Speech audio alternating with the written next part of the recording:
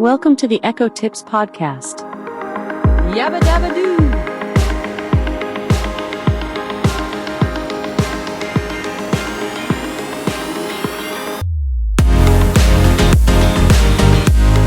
Here's a sneak peek into what we're going to cover in this week's episode of the Echo Tips Podcast. Access the internet and kind of have an interesting kind of fallback mode for some of these devices that have this Matter support. So that's what Google is promising here with this offline support is that.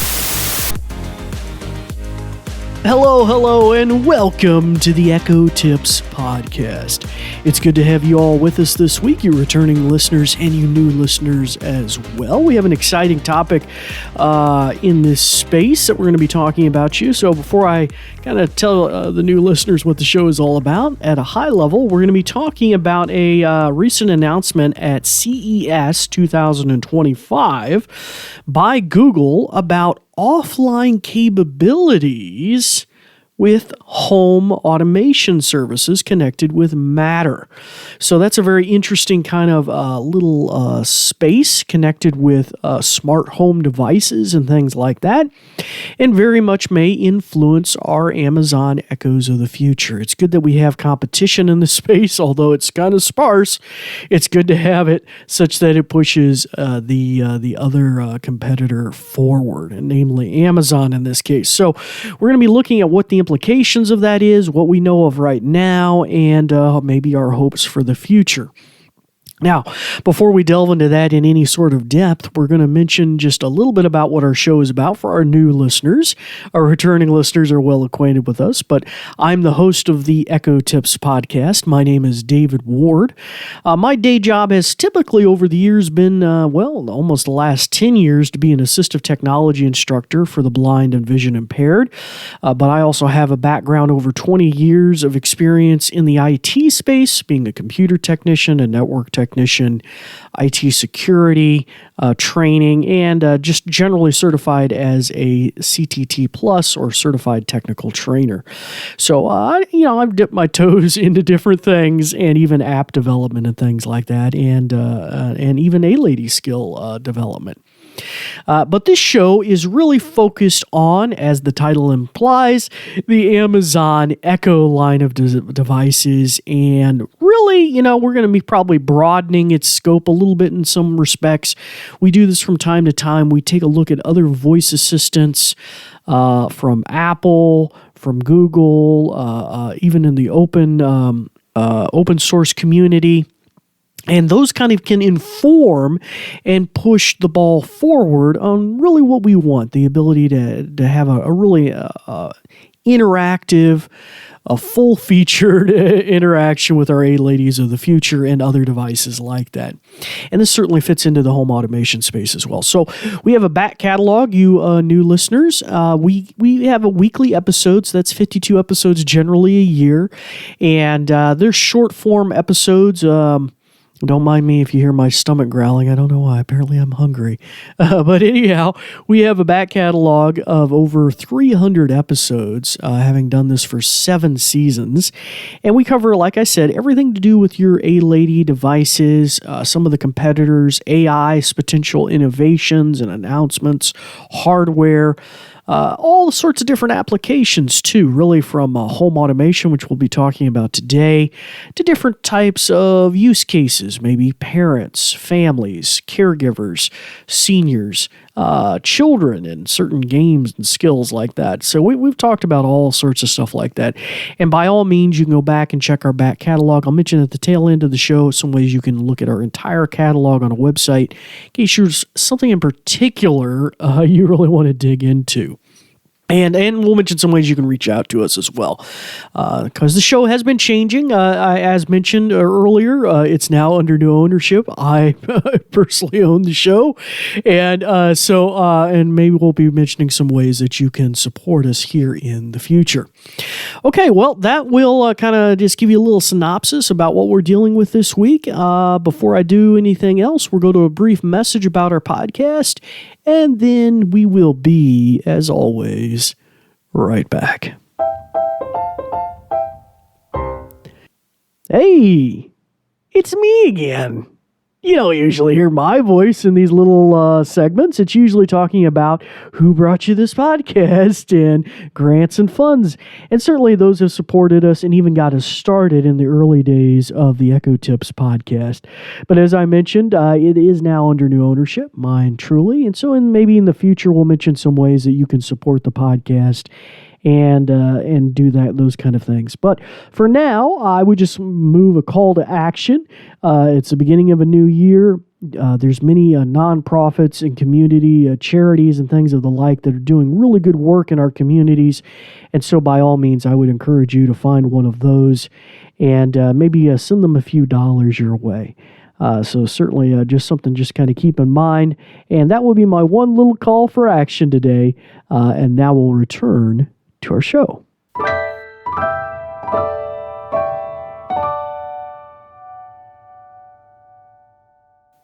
Well, hello, and welcome back to the show. As I mentioned, we're going to be dealing with an announcement that was made at CES 2025 in Las Vegas, where many electronics and big customers are there announcing some of their new fangled technologies and gadgets of the future.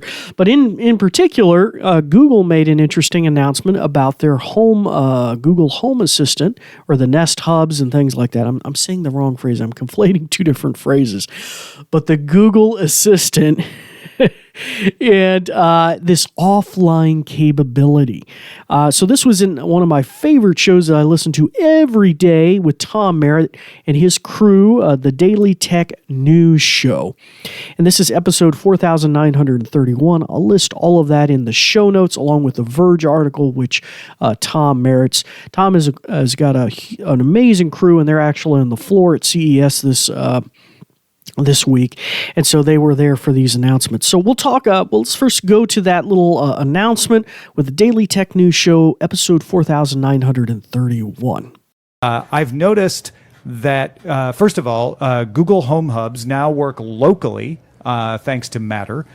So Google Home has said, your Nest Hub, your Chromecast, your Google TV on Android 14, they can all take your request and handle your smartphone without going to the internet now. That is something that Matter provides. Not everybody has implemented it, but Google has, and that's a big step forward towards not even just if you lose the internet, but you want less lag on certain things, right? It won't take as long to go round trip. Also, I don't know about y'all, but I have noticed that every single smart home device maker that I saw, I'm far from wanting to say everyone here at CES, but everyone I saw had Matter compliancy on their list of things. They would have at least two of the others, maybe Apple, maybe Samsung, maybe Google, maybe Amazon, but never all four unless it was Matter, right? So they would have gone the extra mile to do a couple of the companies, but they all had Matter. I know Matter is becoming a bit of a punching bag because it's been so slow to roll out, but I argued in the DTNS briefing today that I think it's like Bluetooth and USB. We forget how long it took for those to actually roll out. In fact, I'm glad Robert Heron's on the show today because I feel like one of the milestones with USB adoption was when they did thumb drives, and you were the first person to ever give me a thumb drive. You filed a story from Comdex. Man, that gives me a huge flashback on that. And how big of a deal that was to have such a true, like, what is it, a critical use or something that was like a cornerstone of what you could do with it, and then it was practical, useful, and it kind of opened the door from that point for any other device, and to give people a reason to actually use that port more than ever before. All right, so as you could see there, very exciting potential here for home automation with the Matter protocol, which is a Matter standard for communication across different devices. We know Google's in that. We know Apple's in that with their HomePods, with the A-Lady. Much of that's been discussed with the Matter support.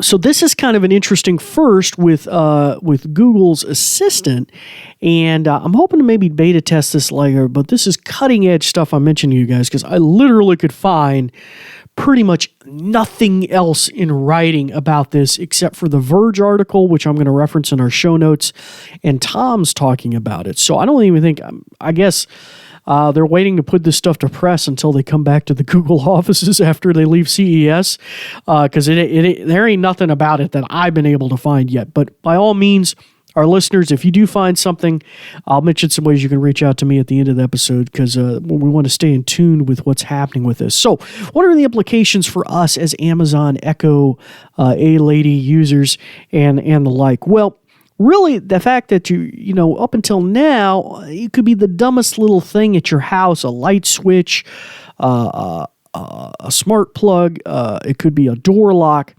all relying on your internet connectivity.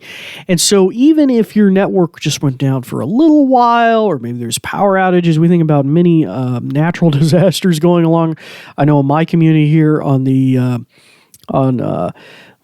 East Coast of America, we got some snowstorms. I know out in California, there's some fires and different things. So, you know, not necessarily having to rely on that constant input or capability to access the internet, and kind of have an interesting kind of fallback mode for some of these devices that have this Matter support. So that's what Google is promising here with this offline support, is the ability to control some of those devices. I'm sure not everything could probably be conducive to that. I imagine certain things probably really, you know, the nature of the way they work is that you want internet connectivity. I mean, like if it's a Ring Video doorbell and you're out at the grocery store, you want to be able to see what's at the front door. I mean, by definition, that's going to need internet connectivity.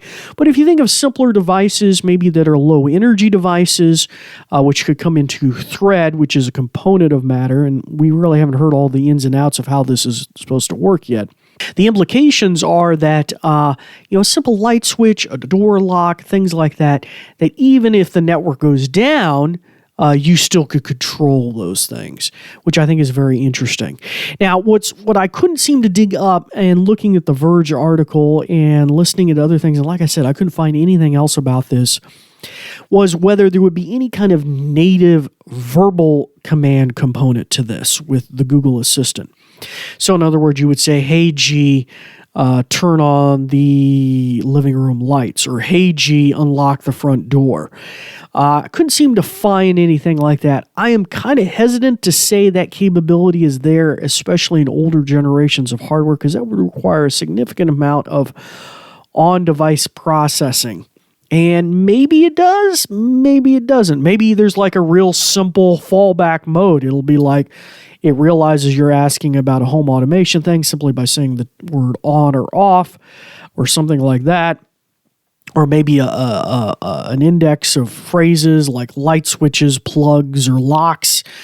And it just comes back with a listing, you know, would you like to turn 1, door light off, 2, living room lights off. You know, maybe it could be something that simple. I just don't know. My implications in thinking is that what it would allow you to do is probably via the app or an on-screen input, you know, like the Google Nest Hub, which is a competitor to the Amazon Echo Show. It has a screen on it.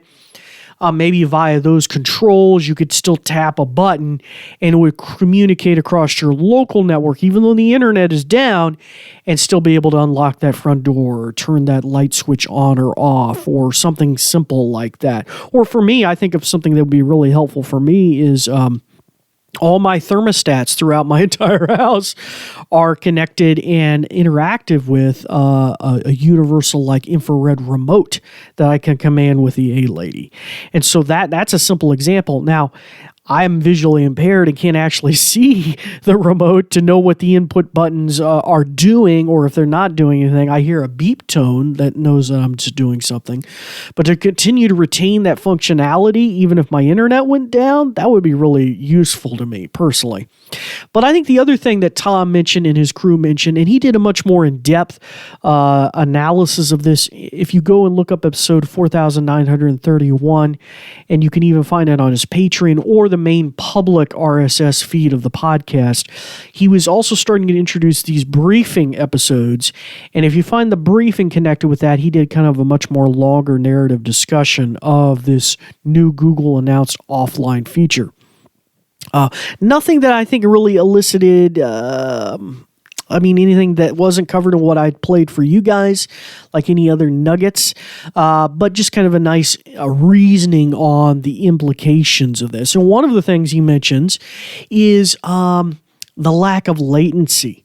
See, when I'm standing there and I'm walking into the living room and say, hey, lady, turn the living room lights on,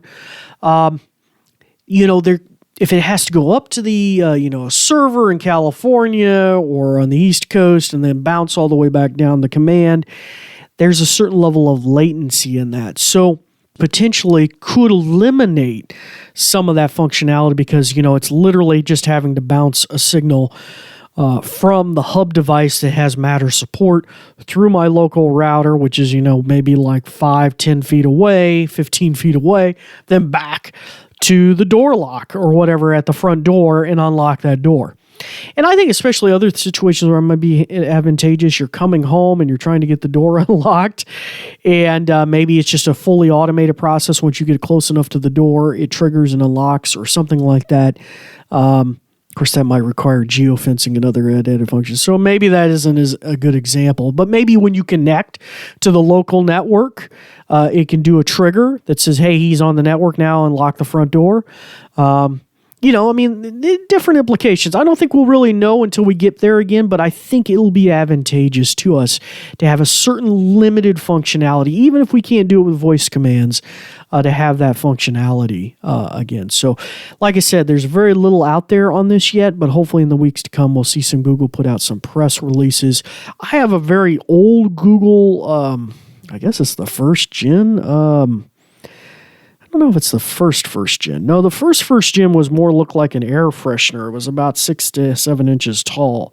We had one of them in the training center at one time, but the one I got is more donut shaped. I think first gen donut shaped Google Assistant devices. They rebranded it not long after I purchased it. And I think, it became the Google Nest Hub or the Google Nest devices. Same thing, but so I don't know if I'll get that kind of functionality. Say that's another component I think we're interested in. But where do we go with this potentially? Well, one, this could push Amazon forward with their Matter support, with their Thread component of the Matter support, which also includes a lot of those low energy devices and potentially different radios like Zigbee. I think that's what Thread uses based on some reading online. And that could be for a lot of those devices spread throughout our home that may be running on batteries, maybe like a door lock at the front door or something like that, and still be able to control those even if our internet goes down. So I don't know. I think it definitely has potential. And this was a promise of Matter early in its development, and so maybe we're starting to actually see it come to fruition now. All right, well, that will bring this episode to a close. We appreciate your listenership. As I said, you can always reach out to us with thoughts or suggestions, or if you hear something that you think could contribute to the show like that, like I couldn't find any resources on this, you can email us at ecotipspodcast@CERT, then Doctor.com. And you can just email us there, and we'll take a look at your emails. Now, additionally, if you need to find additional episodes about maybe a particular topic or things like that, or you're looking for something or trying to help a family member who maybe has just got an A-Lady device for the first time, you can do so at CERTDoctor.com. The website is my website, CERTDoctor.com. And there should be a button there that you can click on the blog, and you'll find a listing relatively recently of all the Amazon Echo episodes. And you can simply navigate those, keyword search that for maybe a particular feature you're looking for an explanation of, and you can go data mine that to your heart's content. Like I said, we're in our 7th season now, over 330 episodes, so there's a lot of stuff we've covered over those years. All right, well, that will bring the show to a close, but as always, it's time to turn your Echo's ears on if you did happen to shut them off, although we didn't really have to do a demo today. But until next time, we thank you for listening.